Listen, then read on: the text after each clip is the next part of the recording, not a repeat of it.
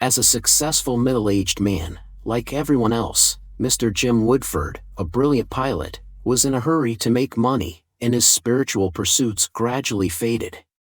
Despite being born into a Christian family, he found himself distant from his faith. Just when everything seemed to be going smoothly, life threw an unexpected challenge at him.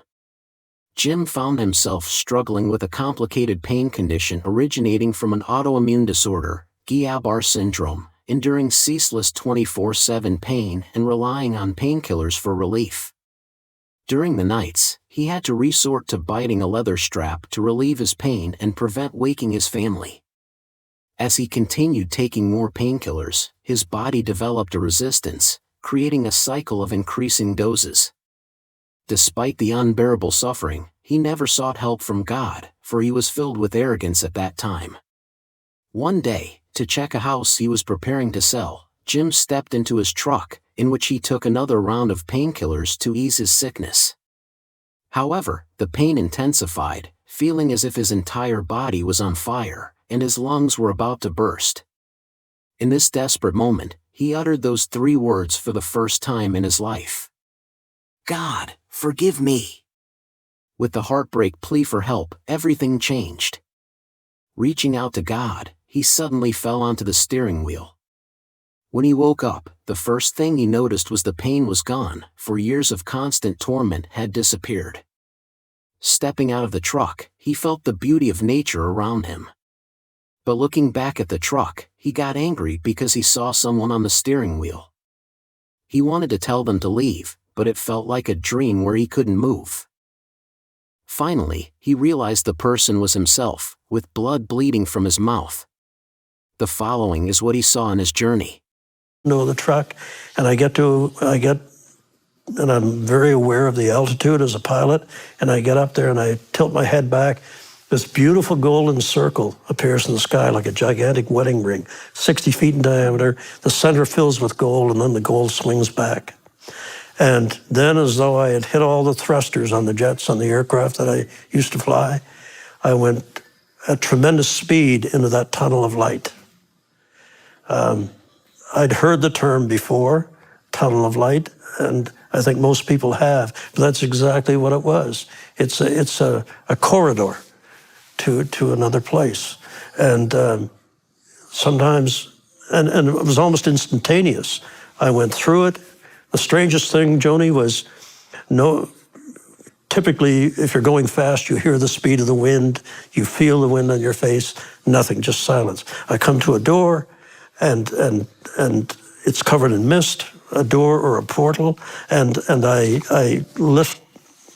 I know I have no choice but to go through because the tunnel is closing behind me.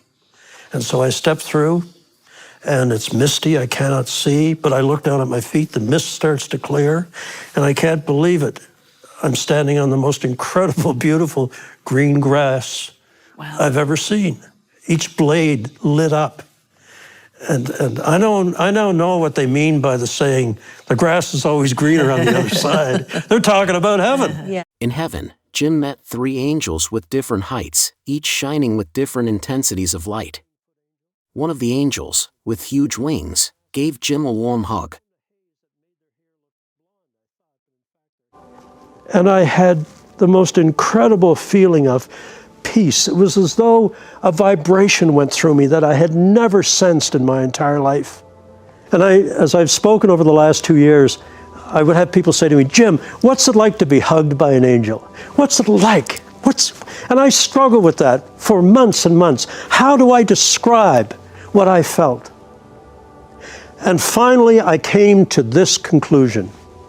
Being hugged by an angel of God is like being hugged by 50 grandmothers at once. Even more surprising to Jim was that the angel bowed to him with great politeness and extreme reverence.